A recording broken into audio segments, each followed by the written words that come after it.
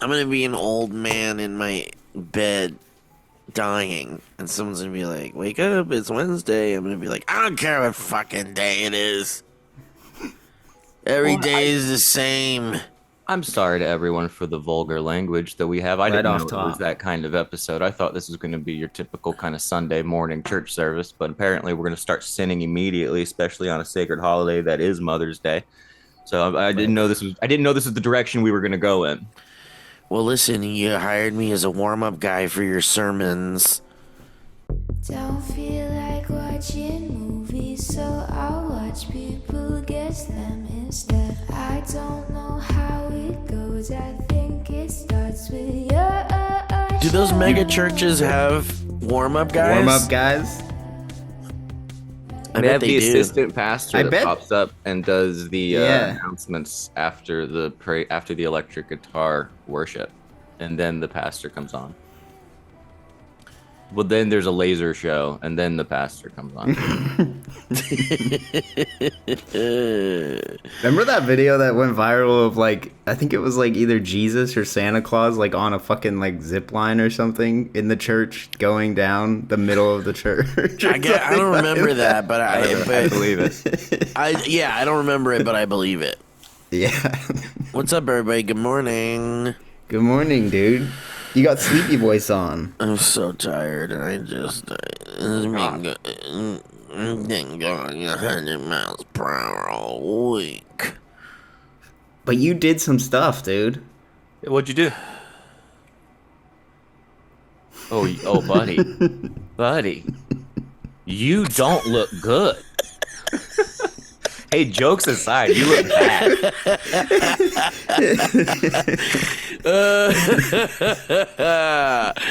Leave it on green. Don't even put your Pee-wee on. Yeah. I won't. I won't. Yeah. This is a weird week. My friend Lon Oh my hit me god. up, and yeah, I know. I hadn't heard from this guy in like ever. And Lon? and Lon, you remember Lon? Lon Harris. Yeah, Lon Harris. And he hits me up, and he's like, "I'm doing this thing, and I'm looking to interview veteran YouTubers." Oh wow. And I was like, "Oh, I'm the only one you have the ability to DM." so he interviewed me this week, and I turned off the thing, and I just haven't turned the green screen back on. The Pee-wee thing, but I think it's fine. It is What fine, was the dude. interview like? I don't know, man. I don't know. I don't even know if I understand what I'm saying anymore. No, it just yeah. You go into that thing where you go, I don't know what I said. But Lon tweeted it out, and there were people who read it and said it was good, and he said it was good, and so I was like, all right, that's cool. Oh, it's already like out and done? It's out. Yeah, it's out. And it was gonna be just like an interview for like a publication on the internet. I see. Some kind of like, I don't even know. I forgot the name of it. He said what it was, but and we did it over like a Zoom thing, and he recorded it, but the intention of putting up like the video aspect of it was not disclosed or part of the like that wasn't So he going to pulled be a a fast thing. one on you. Yeah, and then he hit me up and he's like, I think we're going to use the video part, and I'm like, okay, okay. He loves you. He loves your look. I don't fucking know, man. But it was weird. He asked me about YouTube, and I just don't know if I don't know if I'm an authority on being able to answer any questions about YouTube, even from way back in the day. And I told him, I was like, I have trauma from all of these like businesses collapsing all around me, and then being a part of a lot of them. And he's like, and it prevents me, I think, from being a better version of myself because of all that trauma. Wow, that's very I think Ellie's looking sincere. it up. He's looking up your trauma.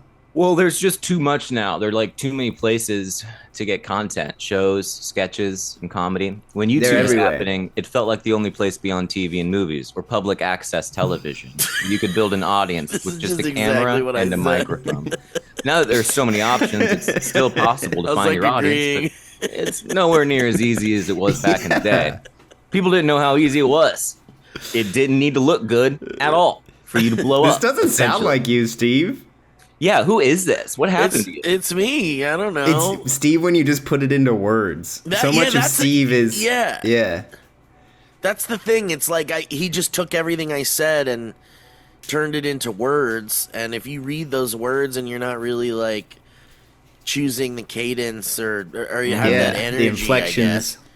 Yeah, it is just like a regular. Like I've read things I've said and been like, that's how I said that. I don't That's like how it. I respond to anything when I hear anything I've ever. I go, oh, God. Dude, last Ew. night I was at this bar. A friend of mine was here from out of town, and I'm like, ugh, I guess I gotta go. Wait, was that where you saw the doppelgangers of me and Ellie? No, that was at a different thing, dude. I've been doing all this stupid shit. I don't want to be outside anymore. I don't like being outside. Is that okay? Yeah, that's I don't okay think- if you had your fair share. I like Disneyland and I like my bedroom. Do you see this, Elliot? Wow, yeah, that's great. So this couple was in front of me in line for this Netflix as a joke thing, and I was like, I have to Oh, have that's a what it was picture. for. Because I mean, it they looks look like they're from the Kevin- 50s yeah. or something. But speaking of- zoom in on the back of that guy's head and show everybody because that looks Yeah. like Kevin. It got looks that like square, Kevin. Square head. Yeah. Yeah, that's Kevin. You can tell by the angles. But Yeah, turn your head. That's it. Oh my God. It's fucking crazy. And I messaged Ellie and Kevin yesterday, and I said it was great seeing you guys last night. And I just sent him that picture. Very nice. Anyway, what were you saying, Elliot? Oh, I thought we could check in on Kevin. He said he was trying to get into cigarettes. How's it going, Kevin? Updates You trying to get on- into cigarettes? It's Yeah. been nice, actually. Yeah? It's been nice. It's been yeah, nice I've been getting into enjoying it. It's I've been been nice. enjoying it. What do you? It's been really, really great. It's getting been- into Well, cigarettes. I realized that it tastes like shit, but it just makes you feel so good, and it's Yeah. nice. Yeah. Yeah. Well. Yeah, we it's kid. not good. It's not kid. good. It's not good.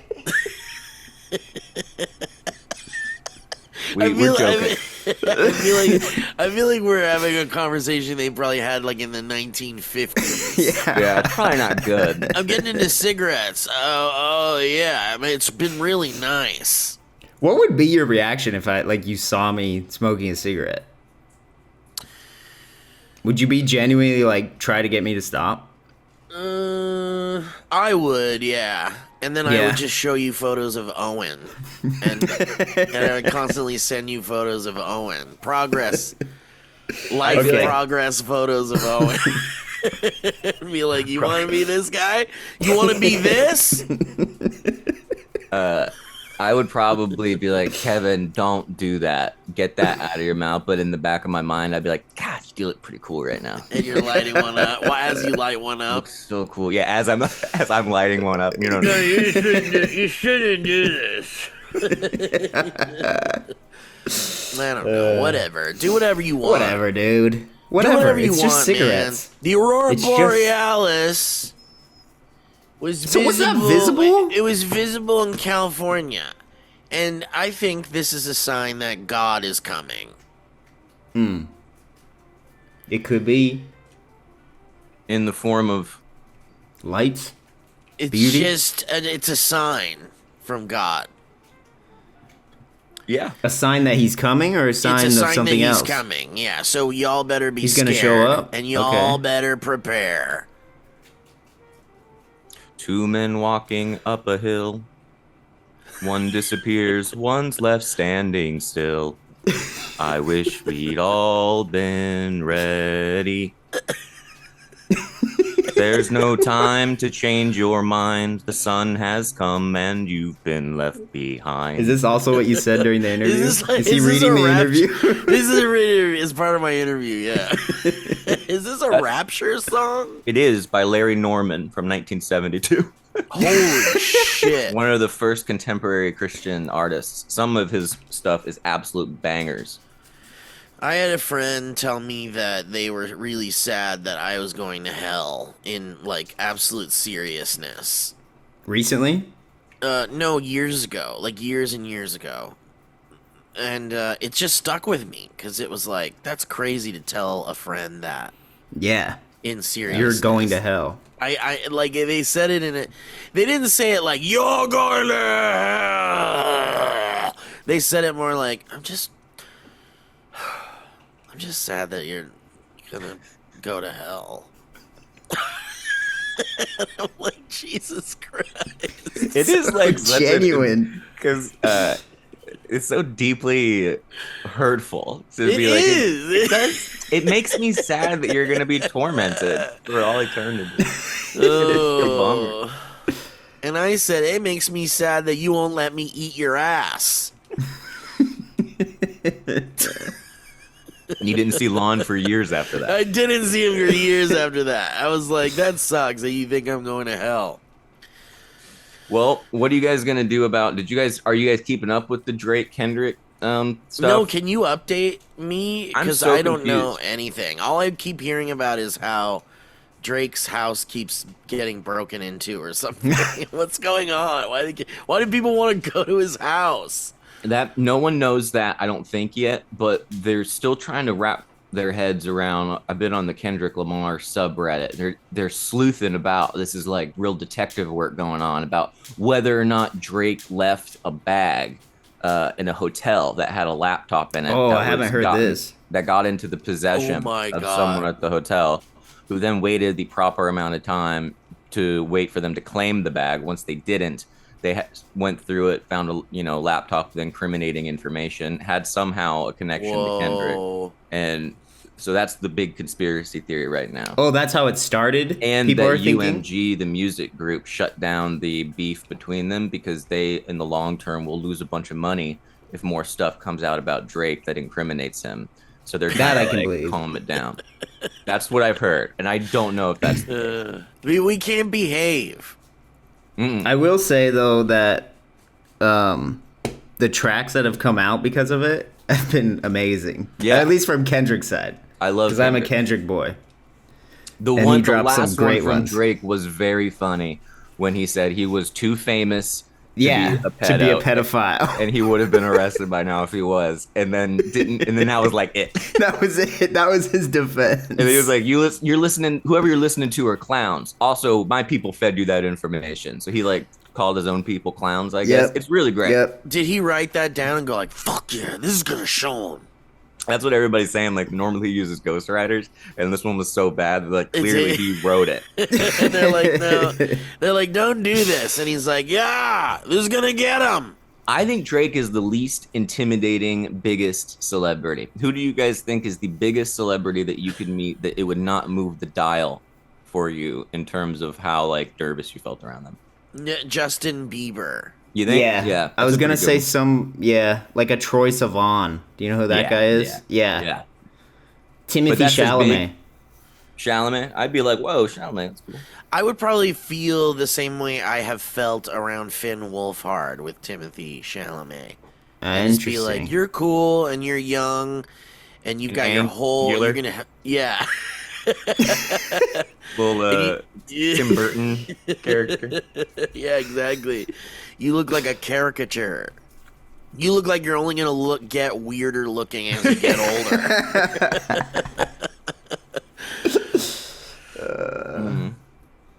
Oh my god, that was and- the biggest and- yawn I've ever seen. The biggest what? Yawn. From? Can I see? Yeah. How are they doing? Can you reverse doing time great. so we can see that on camera? I want to see that yawn. Man, they have a bigger apartment than I do. I went yesterday to do a sad trip to the vet clinic to pick up Oh, urn. you did it. You did. Yeah, You went to go do it. It was sad, but when I went in there, I went up to the front desk, and there was this guy, like talking to somebody else, checking out with his dog, and his dog was, I don't know what kind, but like giant, sweet puppy thing, like a big, like blue-eyed, gray-haired, some kind of majestic, beautiful thing, and it sees me, and I see it, and I go to like pet it, and I'm like little kind of freaking out because this dog is so cool and beautiful, but the guy was one of those, come on over, come. Oh, like that hate whole time. those. Hate those. And then I looked at him, and his shirt had like guns on it, and then he was just like, come on, okay. And then I went into as I was leaving, he was leaving too, and he got into this like souped up Jeep, and I was like, oh, I'm like, huh, that's probably a different kind of person than what I am. And then and then I put my little bag in my car and I drove home. And, were you like, come on? it like With the really bothered me. with the Like, urn? let me pet your dog. Like, your dog wants to pet me. Let me pet it. It's not hurting anything. And it bothered me. And I got. What do you think petty that about is? it. And on the I'll way tell home, Why do you what think that he does is. that? I'll tell you what that is. It's one of Tell those me. things where they don't want strangers to appear as initially friendly. They want to make them angry dogs so that when strangers come, they're more in a protective mode. yeah.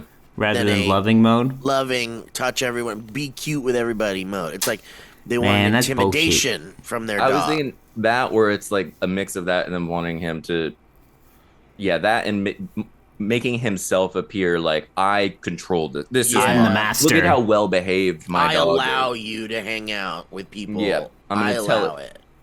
To sit and stuff. And I think, you should definitely, I think, train your dog. But I was just like, man, your dog's so cute. It's just a pet. It's just a pet. Do you I see meant it's just you're giving a pet to the fuck? dog. The fuck did you say? it's just a pet. It's not a person. It's That's just what a a big pet. That's what Don't they be said to me angry. when they handed me the It's just a urn. pet. It's just a pet. It's just I saw Elliot's face go like, wait, what? What? I wanted you. I would have loved for you to put like a dog collar around the urn, the bag of urn, and then put it on the Drag ground it. and then just drag it out of the. That needs to be done. On a leash. You have a leash. It says,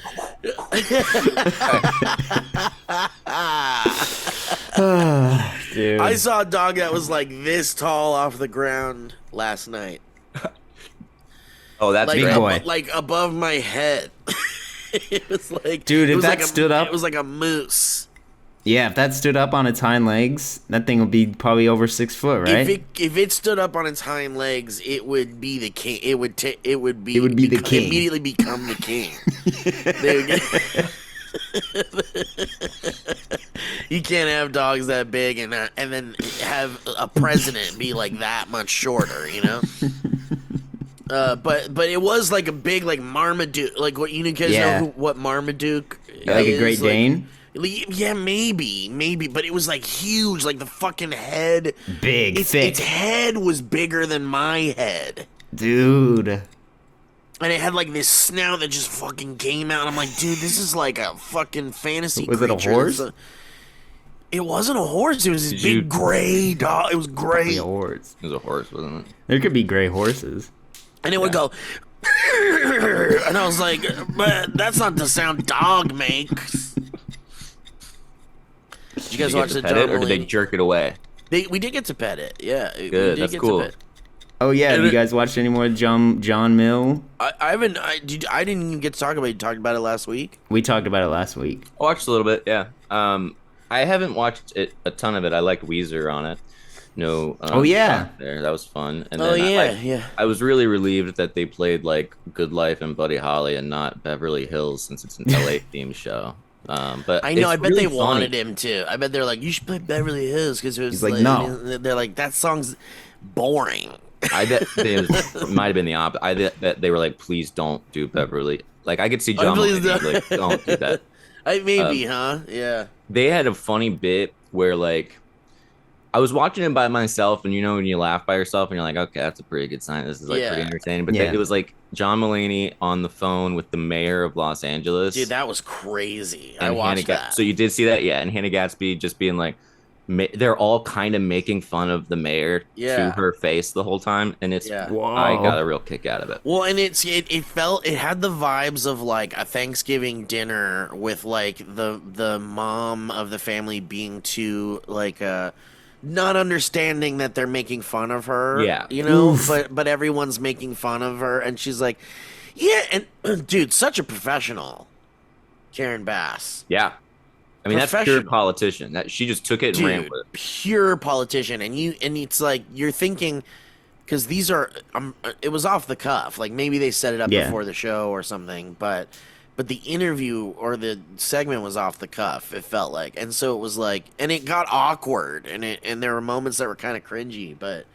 Yeah, she was really good at navigating that. Even when she looked dumb and they were like laughing at her or whatever, she still like recovered. It's crazy. Wait, did they do it like through a Zoom call? It was like a phone call. Yeah, like because you saw on the show that he was like taking live calls. Did you know that, Kevin? Yes, but I didn't know how that was set up. Oh, yeah. Well, it was just like literally. Yeah. Okay. So it was like he had a phone next to him, and you press the button, and then you could just hear their voice. Yeah, and I guess there were like a lot of celebrity call-ins too that were like in between the real calls and stuff. Did you know about that? Like Kevin Hart was one of the callers or something. Yeah. I couldn't tell if Mike Birbiglia was just tired or what, but he said that they'd spent all day at the La Brea Tar Pits. Yeah. And then I was like, are you drunk or did you just get bored out of your like high at the? It was weird, but his almonds bit was pretty funny though. Yeah. What about the almonds? Coming back to the almonds. But getting high and going to the La Brea Tar Pits does sound really fun. Whoa. It is. I've done that. It is. Really? It's cool. That place is really cool. None of you have been, Kevin. No, I haven't. It's a good date. Like, go. Let's just go. How far away is it? It's downtown. Hour? Like mid city. Or yeah, like more like near Culver, kind of. Yeah. Okay. What if we ended it right there? We ended that. Was that was the last episode, right? That one with Yeah, Karen Bass. So he had John Carpenter on. Whoa. Yeah. And that was like crazy. I was like so excited. Matt and I watched it live on the Netflix. Yeah. And John Carpenter was great. And I was like hanging on to every word he's saying. He's like a little weird and old and is whatever. But at one point, Elliot, did you notice this? I don't know why if I hyper noticed this because I love John Carpenter. But John Mulaney asked him. He was like, what do you think is the future of LA? Do you remember this, Elliot? No, I don't think I saw this part. He says, what do you think is the future of LA? And he goes, well, I'll say this. Mexico's going to retake California. Oh. And it's going to start in Bel Air. The Help is going to rise up and take all of LA. And then eventually it's going to break off. An earthquake will happen. It'll break off and fall into the ocean, and then the Mexicans will give it back to us when that happens. And I was like, okay, that's kind of, well, that was weird, but okay, funny, whatever. Maybe it's funny. Yeah, doing a bit. Maybe, yeah, it's a bit, or it's like, he's doing his version of what, like a director's version of what would happen. And so I was like, all right, whatever. That was a little weird, but okay. And then later on at the end of the interview, he said, there's 3 rules for life. Number 1, don't eat fish. Number 2, never leave your home unless absolutely necessary. And number 3, never go south of the border. What the hell? What is his thing? What is his game? I don't know, but it was crazy. It was crazy. It was really it affected me because I love John Carpenter, and I was like, "What are you?" He's saying? warning you. Yeah. What are you saying? You don't like Mexicans or something? Yeah. One could, I think, infer that. Yeah. They seem to be top of mind for him. It's crazy. Also, isn't that the most like classically elitist fear of like the help is gonna like they're always worried that the help is gonna turn on them. And that's fucking you know, some would say that's xenophobic. Yeah. Some would call it that. But I thought it was really bizarre. But John Mulaney really, like, it seemed like he wanted moments like that to happen. Like, he wanted it to be, like, weird and broken. Yeah. Like, did you watch the Jerry Seinfeld one, Elliot? Elliot did. Yeah, we talked a little about that last week and just how Jerry Seinfeld came off like a dick the whole time. Yeah, it was like he didn't understand what it was. No, I don't think he gets anything beyond his very narrow vision of what being funny is. And I don't like the way, you know, I love Seinfeld, the show Seinfeld, but Jerry Seinfeld is like exhausting. Yeah. I was thinking about that, you know, that movie Unfrosted and what it must have been like on set. Like you're already making a dumb movie, but I bet if he had the same kind of attitude as he did on that show, that like if you can't make shooting a bad movie like that fun, it's gonna be even worse when it comes out. I can't imagine like being on set and being like with him. Yeah, for the Pop-Tart movie, and like you're getting like, oh, he's like being a dick, and it's a Pop-Tart movie. Like I got to deal with the dick. I know, and it's like, are you like this is gonna be like Seinfeld will be his legacy.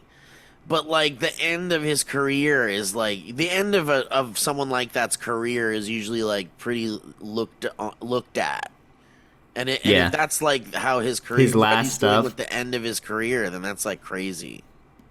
He should just kept doing the comedians and cars thing, right? Yeah, and then just stopped. But it was so hard to watch him be like so like upset about everything, negative, and negative, like all the phone calls. There was like a phone call where the girl on the phone was like, "I have an interesting story," and he's like, "I bet it's not," or something like that. It was like, Jesus Christ! Hey, Jerry. Hey, Jerry, calm down. Jerry, I think he just needs to like. He could start making YouTube videos again. He could be a Disney vlogger. I think he sees 4 doors in his mind's eye. When he was 20, there might have been 50 doors. Now he sees 4 doors. One door is dynamic banter. Another door is, quote, go back to YouTube. Another door is, quote, put all my effort into voice acting.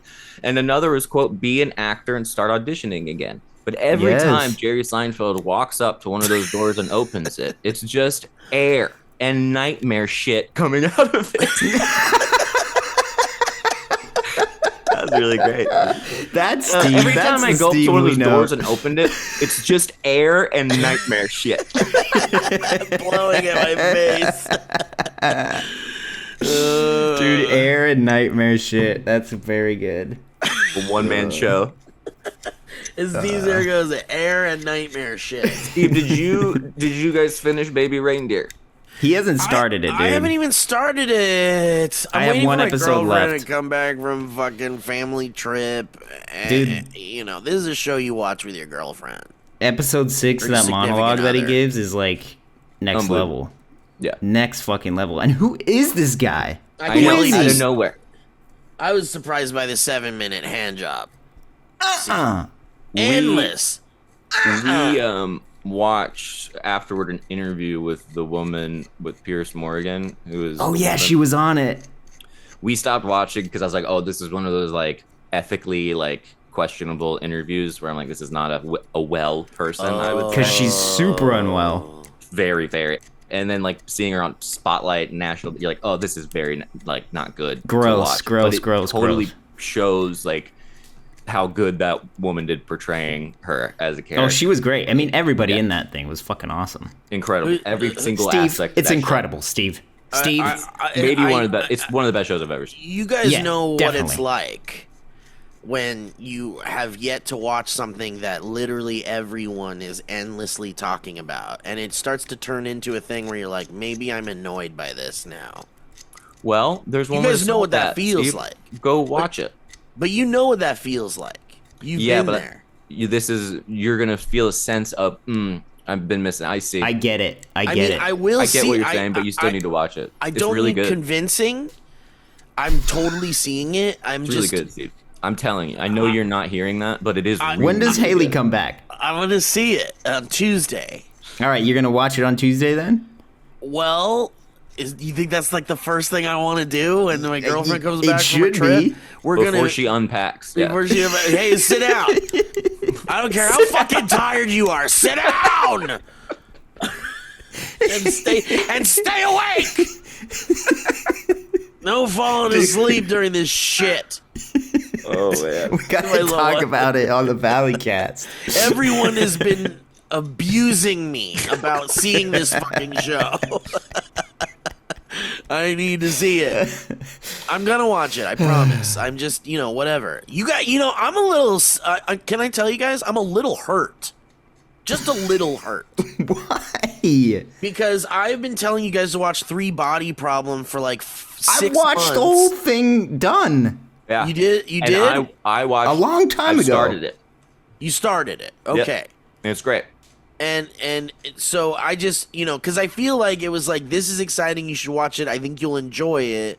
And then all of a sudden, baby Rudolph comes out of fucking nowhere, and no one gives a shit anymore. Dude, and now 'cause everyone's that show- texting about it. You guys see baby?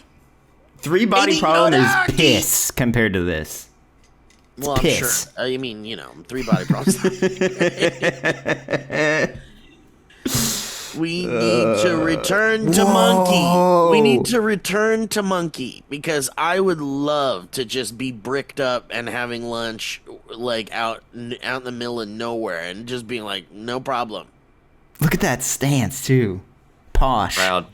Can But you he's imagine just- the but, freedom? Yeah, that's what I'm saying. Now, there's a big movement of return to Monkey. You guys have heard about this. Yeah, I've showed you No. videos of it. It's a movement. There I are know- many of us. Whatever movie we saw most recently, after the trailers, Grace turned to me and was like, "So apparently the world's gonna end and monkeys are gonna take over," because it was all of these like movies that were all apocalyptic and all of them had primates in some way rising. Yeah, There seems yeah. to be a real primate thing going on. Good for us. Steve, Yes, you saw the new Planet of the Apes movie, didn't you? I did. I did see the new Can you Planet tell of us the about Apes it? movie. Well, Is it worth seeing? I was disappointed, and I like all the other ones. I like Wow. them, but here's the thing: this is the 4th movie Right. in a like new rebooted trilogy, Right. and to me, it's like as long as there's enough of them that are good, it's okay to have a few bad ones. One in that are there. bad, yeah. But it's getting good reviews and it's making big Money? bucks. And I feel like it'll taper off though, because the word of mouth on this movie probably won't be so good. Because I came out of it and it was like, I don't know if I'm gonna recommend this movie to people. Even if you've seen like the rest of them and you were into them, yeah. Oh, there it goes.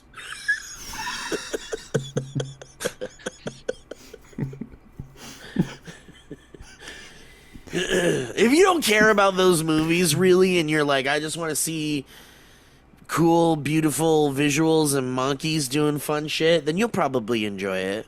You'll probably enjoy it. Is this the Caesar trilogy when people say that, or is that the old one? Yeah, but you know what's interesting? It's really confusing now because I guess we're They like changed it, didn't now they? it's like it's like it is part of the Caesar series, but I don't know how to describe it because it's like now according to the filmmakers, this is the beginning of a whole new trilogy. Oh man, Oh. I know, so it's like, well, what? how many But- prepositions can you fit in a title? I know there's so many of those. There's gonna be 4 of the. But I Of love the. I love the Planet of the Apes universe. I love the sci-fi aspect of it. And honestly, can I tell you guys that really for me the feeling I have is that I feel like there's a sense of responsibility when you do a movie about humans persevering There's a sense of responsibility to like always portray humans as no matter what, like, persevering through even like the craziest end of world scenarios. But to me, it's like I'm ready for the humans to literally never show up again in these movies. Okay. Because there's only so much you can do with like humans versus apes, and I feel like it's building up to maybe another war or something. Oof, and we've seen enough. Humans. I've seen it too many. I've seen it a bunch now. Isn't this whole thing supposed to be a prequel though to the original Planet of the Apes, or is it supposed to be separate? There was an idea. There was like the thing is they really dangled the carrot, Elliot. Yeah, I hear you, man. They dangled the carrot. Because in the James Franco Planet of the Apes, which I believe is called Dawn of the Planet of the Apes, or Rise or something. I think it's Dawn. I don't know. Whatever. In that James Franco movie, there's a tease. There's a tease that the spaceship is taken off called the Icarus, and that's the name of the ship from the original Planet of the Apes. And then at some point at the end of the movie, they say they've lost communication with it. Yep.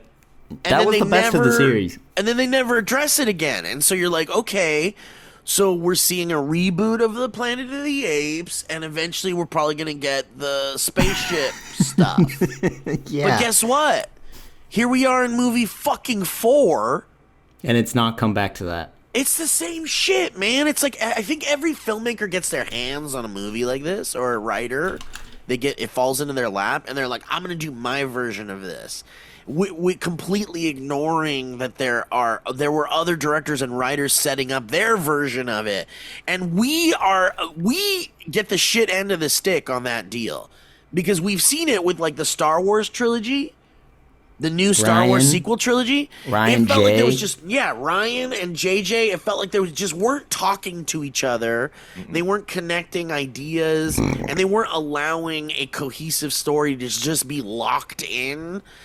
With the filmmakers coming in to just kind of like stay within the confines of this locked in story. And instead we get all these people that want their version of something, and then we get the shit end of that deal. Because now we're just perpetually seeing the same stories over and over and over and over again. And I'll tell you guys, I'm fatigued. So I shouldn't see it? I don't know. Do you want to? Barely. Do you want to now. see it? Okay, here, I'll give you some nice things about it. It's gorgeous. It's a gorgeous movie.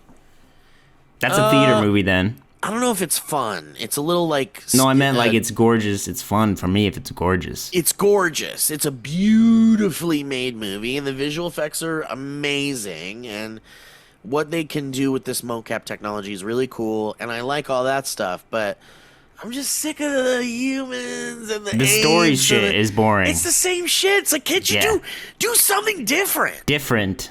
Like, okay, so we're hundreds of years in the future in these movies. Hundreds past our current timeline. And I was thinking, like, put in, like, mutants. Put in humans that, like... do, like, H.G. Wells, like, the people that live at the bottom. Yeah, the Morlocks that have evolved separately. Yeah.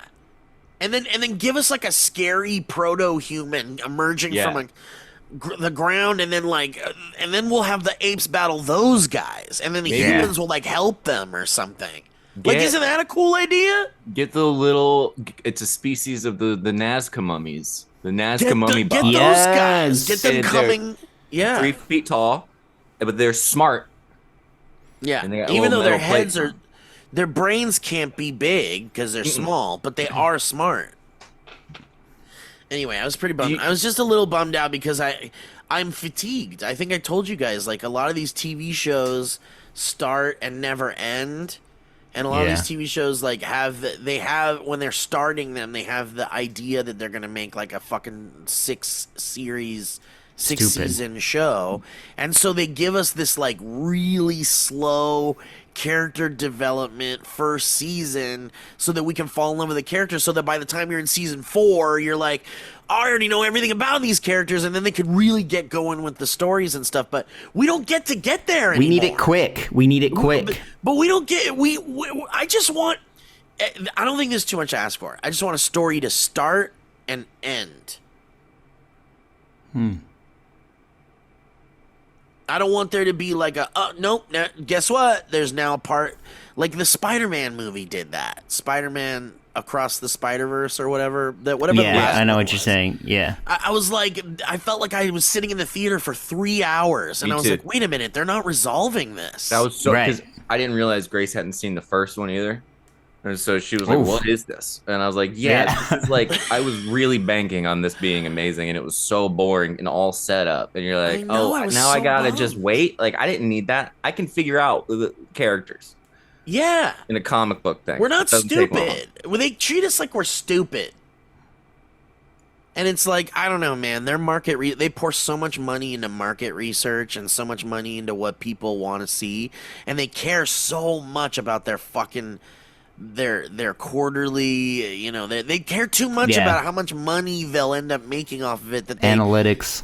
That the analytics are obsessed over to the point where they're like, well, people that want more substance and shit, there's not enough of them coming to the theaters.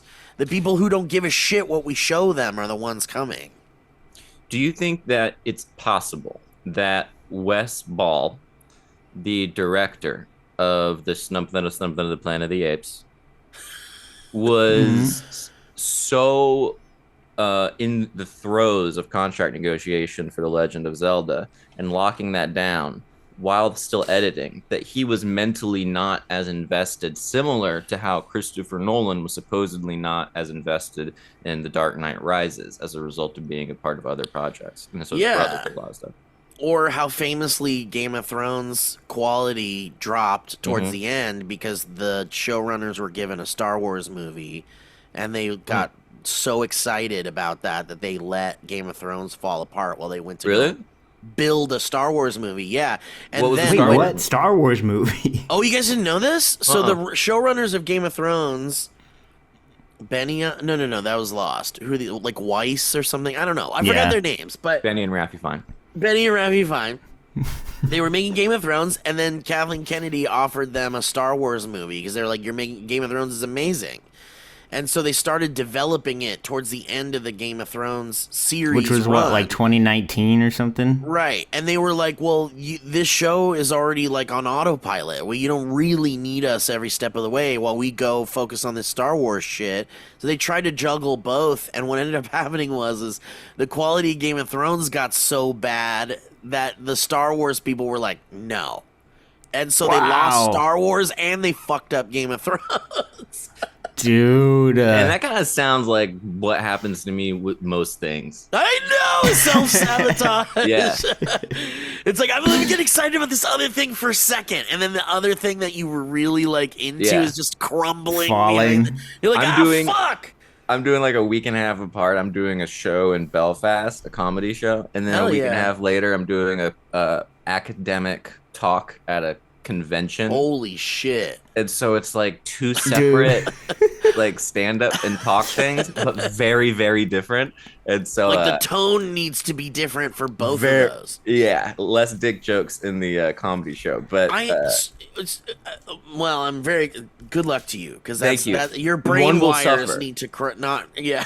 Yeah, it's not good. I have set myself up for an absolute disaster, but we'll see what happens. You're like in this academic one, no dick jokes, but in the other one, there's like 3 dick jokes. Like a lot of dick. Yeah. I guess overall, I feel like I understand the pressures of making something and delivering something that an audience will enjoy, whether it's a comedy thing or a TED Talk or a movie or a TV show. And the fact that we end up getting as much of a cohesive thing out of a lot of these messy projects is like a miracle, right? Like there's a lot of shit out there, but there's a lot of really good shit too. And sometimes it's an absolute accident. and sometimes it's like too many cooks and they fucked it up behind the scenes and we'll never know the true story. But I guess I feel like directors getting a chance to do their version of something and then like getting caught in the weeds with the executives and the writers and everything like that makes it really difficult to you know, please the audience and have your vision out there. And I just can't, and that's the hardest thing to do. And I appreciate something gets made out of that chaos at all. I feel like when Star Wars did it right was when they would like pull on a different director and then have it be like Rogue One, where it was like a completely off the cuff, not related to the same shit that we all know. That's when it works. Well, I think I honestly think with Star Wars, the answer is like they just need to get like their 6 like story people, right? Like, and just like keep them, and just lock them in a room and keep them, but also like, you know, contractually keep them, but also like create a story that they then lock in. That like if they bring in another director, they have to like follow that, you know, and because I think the original trilogy did it the correct way when George Lucas directed the first one and then he got someone else to direct the second one and then he got someone else to direct the third one, but the story was locked. Like, George Lucas locked the fucking story in. It was just a director's interpretation of that locked in story, and that's why that movie feels like such a tight, good, well-made trilogy, because the story was locked in no matter who was in charge of the movie. And we just don't have that anymore. We have all these writers coming in that are like, well, I want to add my version. And then we have the director going, and I want to add my version on top of that. And then you lose the writing and you lose everything. This is why I don't want to make a movie. I don't appreciate that Galaxy's Edge at Disneyland is based primarily on the new trilogy. I think that's a long-term mistake, and it's gonna cost them money to eventually start, because people are gonna get tired of seeing like, I want to see Rilo Ken, Rilo Kiley, Rilo, roaming around, because who is that? Who even is that? They probably have kids going like, Darth Vader. I want Darth Vader. I want to hit on one last thing, because me and Steve saw this thing. Even the toys are like all based in like the new animals. I agree, and I think, Elliot, because of that sentiment, you know, because there is an initiative occurring right now, as we speak, where they're attempting to fix Star Wars, and there's a new movie coming out that stars Daisy Ridley as Rey. No way! Yeah. Yeah. It is being worked on right now, and she was cast, and she's excited, and everyone's excited. We'll see how far it gets. It might not happen, but they're planning this. And I think the idea is that with The Mandalorian and Ahsoka and this new Rey thing, they're going to attempt to fix the Star Wars timeline. Kind of like patch it up and fix it, and then maybe hedge their bets in the sequel trilogy again, in the idea that they'll just make more that are better. But I have a feeling that if that doesn't work, or if it doesn't happen, it's over. We're gonna see the Star Wars land become like a whole all-encompassing Star Wars land. So we'll get like Luke and Vader and all that shit, because that's what people want. They want the better shit. Do you think that is the same impulse from the olden days when people would gather to watch a hanging or a beheading? Sorry, I was reading from a... Is he reading from Steve's words? Yeah, because he was asking like... Well, because we got to talking about people being tortured. Like, people like to watch people be tortured on... like, people love hot pepper. Like, like hot ones. Like, oh, I want to see Scarlett Johansson in pain, and it gets a lot of views. And I was like, is that the same sentiment as like wanting to see a hanging or something? I see. Is it all connected? Kevin, what were you gonna? Did you know, Elliot? They're making another Lord of the Rings movie. Yeah. Well, you got to find Gollum. Where is he? You know what? I always wondered watching those movies, and I'll tell you, forget all the beautifully crafted storylines. The one thing in my mind watching those Lord of the Rings movies, even into the third one, was what the heck was Gollum up to when we didn't get to see it? What was he doing? Anytime he's out of frame, I'm like, what's he up to? I get back to Gollum. He's just so fun and funny and cute and charismatic, and you know what he's like? He's like a leading character. Yeah. Like, he's not a supporting or secondary. No. This guy's got everything you want out of a leading character. Including not really being physically there when they're filming. And that's what you want to. Like, and not being physically appealing. Yeah, at all. That's someone you want to have the star of your movie. I remember when Lord of the Rings first came out, global phenomenon, and I remember as a kid being like, so I guess we're all pretending that this looks good. Like, as a kid, I was like, this looks terrible. Gollum doesn't look, he looks like the worst part of the whole Oh, wow, you believe that? Whoa. Yeah. You believe that? Yeah, that's a hot I did take. not think it looked good at all. I was like, I thought Jurassic Park dinosaurs looked better than Gollum when it first came out. I think that when it came out, it did look to me like because it wasn't until Two Towers that you really got a full view of him. Yeah, that's right. The first ones you see his eyes. Right? Yeah, you see shadows and you saw the little reflection in his eyes. But by the time you finally see him, I was like, well, this is like leaps and bounds beyond Jar Jar Binks. And it doesn't, and I don't know if Dobby was already a thing or if it was happening after that. I didn't think Dobby looked good, dude. But I thought Dobby looked worse than Gollum. Worse than Gollum. I would say that, yeah. I would say Dobby. And I thought, like, and I was like, because Gollum is an important supporting character in this story, and you see him a lot. And in the books, he's just, like, there. So you're like, they're going to have this fucking CG thing there the whole time. And it better look good, or it's going to or people aren't going to buy it, and it's going to suck. And I really thought that at the time, it might have been the best looking independent CGI character that I had. It probably was. I think it was technically. Yeah. I just still was like, I don't like it. But I will say, Elliot, to your point, it was like Uncanny Valley. Like, I see that. Yeah, I feel that definitely, because you're like, this is like they're trying to make it humanoid, but it's like also like a gremlin. But to your point, I will say that there are definitely many moments in Lord of the Rings where I'm like, these visual effects are very dated and look bad. Yeah. Yep. There's some scenes. And I remember in the theater, dude. I remember sitting in the theater watching The Fellowship, and that scene where Gandalf flies off of the eagle from like the top of Saruman's place. Yeah. I forgot what they called that. I used to know Isengard. Isengard, yeah. When he flies off it, because he was like captured up on the top. There's that shot where he flies to the camera, and it's like Ian McKellen's face was like planted on thing, and it looked real weird, and he's like flying towards your face. And I was like, that looked real bad.